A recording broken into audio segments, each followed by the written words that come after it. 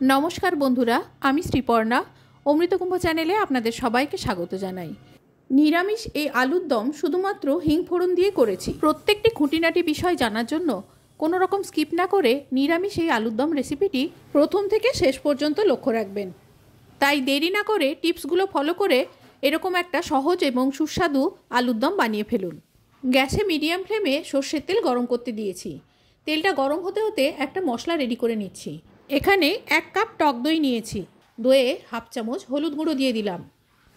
দিয়ে দিচ্ছি হাফ চামচ লঙ্কা গুঁড়ো, হাফ চামচ কাশ্মীরি লঙ্কা গুঁড়ো দিয়ে দিচ্ছি, আর হাফ চামচ মতো নুন দিয়ে ভালো করে এটা ফেটিয়ে নিচ্ছি। তেলটা গরম হতে হতে এই দই মশলাটা রেডি করে রেস্টে রেখে দিচ্ছি। যখন এটা ব্যবহার করব ততক্ষণে মশলাগুলো এর মধ্যে ভালো করে মিশে যাবে। ইতিমধ্যে তেলটা গরম হয়ে গেছে। তেলের মধ্যে দিয়ে দিচ্ছি আলুগুলো ছাল ছাড়িয়ে ধুয়ে এরকমভাবে কেটে নিয়েছি। এই দম রান্না কাঁচা আলুগুলো ভেজে করা যায় অথবা আলু সেদ্ধ করে হালকা সাঁতলেও করা যায়।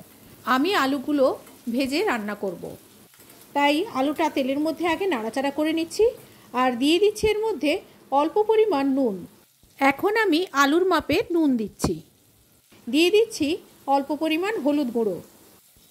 এবারে নুন হলুদটা আলুর সাথে মিশিয়ে নিয়ে আলুগুলো ভাজতে থাকবো। মিনিট 3-4 ভেজে নেওয়ার পর এরকম হালকা লাল হয়েছে। এখনও এটাকে ভেজে যেতে হবে, কারণ আলুগুলো আমি সেদ্ধ করিনি। যদি সেদ্ধ করেন তাহলে হালকা সাঁতলে নিলেই চলবে। আরও মিনিট 4-5 ভেজে নেওয়ার পর আলুগুলো 90% সেদ্ধ হয়ে গেছে, আর তখন এরকম একেবারে চারদিকটাই লাল লাল হয়ে গেছে। এই সময় আলুগুলো তুলে নিচ্ছি। আলু সেদ্ধ করে দম তৈরি আর আলু এরকম ভেজে দম তৈরি, দুটোর মধ্যে দেখবেন আলু ভেজে যদি দমটা করেন তখন খেতে আরও বেশি সুস্বাদু হয়। ভাজা আলুগুলো তুলে রেখে এবারে ওই কড়াইতেই দিয়ে দিচ্ছি আর কিছুটা সর্ষের তেল। তেলটা দিয়েই গ্যাসের ফ্লেমটা লো করে দিয়ে হিং দিয়ে দিতে হবে। হাফ চামচের একটু কম হিং দিয়েছি।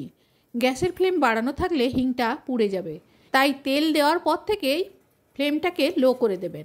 এবারে হিংটাকে নাড়াচাড়া করে সাঁতলাতে থাকবো। হিং থেকে যখন খুব সুন্দর একটা গন্ধ বেরোবে তখন বুঝতে পারবেন হিংটা সাঁতলানো হয়ে গেছে। সেই জন্যই ফ্লেমটাকে লো করে করতে হবে কাজটা। যখন সাঁতলানো হয়ে যাবে তখন নুন হলুদ লঙ্কা মেশানো দইটা এর মধ্যে দিয়ে দেব। পুরো দইটা দিয়ে দেওয়ার পর ক্রমাগত নেড়ে যেতে হবে। দই দেওয়ার পর ভালো করে যদি না নাড়েন তাহলে দইটা ফেটে যাওয়ার সম্ভাবনা থাকে। তাই ক্রমাগত নেড়ে যেতে হবে যতক্ষণ না দই পুরোপুরি মিশে যায় আর দইয়ের ওপরে তেল ভেসে ওঠে। এইবারে দইটা কষানো হয়ে গেছে। এখন দিয়ে দিচ্ছি এর মধ্যে ভেজে রাখা আলুগুলো। এই রান্নায় কোনো জল ব্যবহার হবে না, এই দইয়ের জলেই আলুগুলো সেদ্ধ হবে। আলুগুলো ভালো করে দইয়ের সাথে মিশিয়ে নিয়ে ঢাকা দিয়ে সেদ্ধ করতে দিচ্ছি। আগেই বলেছি আলু ভাজতে ভাজতে 90% মতো সেদ্ধ করে নিয়েছি। এবারে ঢাকা দিয়ে মিনিট 5-6 রান্না করলেই এটা রান্না হয়ে যাবে। ঢাকা খুলে দেখাচ্ছি কীরকম হয়েছে। একটা আলু খুন্তি দিয়ে আমি ভেঙে দেখাচ্ছি। দেখুন আলুগুলো একেবারে সেদ্ধ হয়ে গেছে। এবারে এর মধ্যে দিয়ে দিচ্ছি 2 চামচ চিনি। যেহেতু টক দই ব্যবহার করছি তাই চিনিটা অবশ্যই ব্যবহার করতে হবে। এবারে চিনিটা ভালো করে গুলে নিয়ে ঢাকা দিয়ে মিনিট খানেক রান্না করব যাতে চিনিটা ভালোভাবে মিশে যায়। মিনিট খানেক পর ঢাকা খুলে দিয়ে দিচ্ছি এর মধ্যে কিছু কাঁচা লঙ্কা কুচি। আমি এখানে 3টে কাঁচা লঙ্কা কুচিয়ে দিয়েছি। কাঁচা লঙ্কা কুচিগুলো ভালো করে মিশিয়ে নিয়ে ঢাকা দিয়ে গ্যাসটা অফ করে স্ট্যান্ডিং টাইমে 5 মিনিট রেখে পরিবেশন করছি। দেখুন কত কম সময়ে এবং কম পরিশ্রমে এই আলুর দমটা রান্না হয়ে গেল।